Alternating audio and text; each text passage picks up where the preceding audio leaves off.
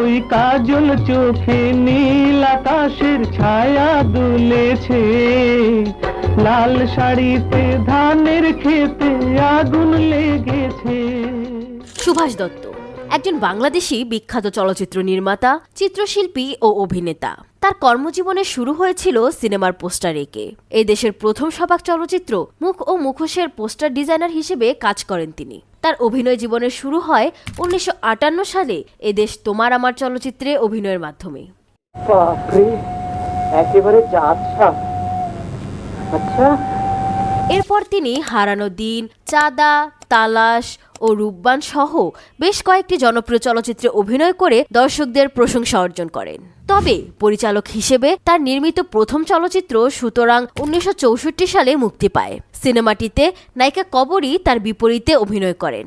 মুক্তির পরের বছরই ফ্রাঙ্কফুর্ট চলচ্চিত্র উৎসবে সুতরাং সিনেমাটি দ্বিতীয় পুরস্কার অর্জন করে, যা বাংলাদেশের চলচ্চিত্রকে আন্তর্জাতিক অঙ্গনে পরিচিত করে তোলে।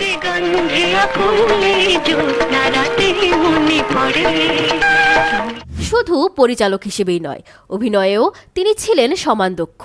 অভিনয়ের জন্য তিনি পাকিস্তান চলচ্চিত্র উৎসবেও পুরস্কার অর্জন করেন। ইচ্ছে করছে তোকে গলা টিপে মেরে ফেলি। মাছি মেরে হাত কালো করবেন না হুজুর, খামোখা আপনার খুনের দায় ফাঁসি হয়ে যাবে। চুপ কর অপরাধ।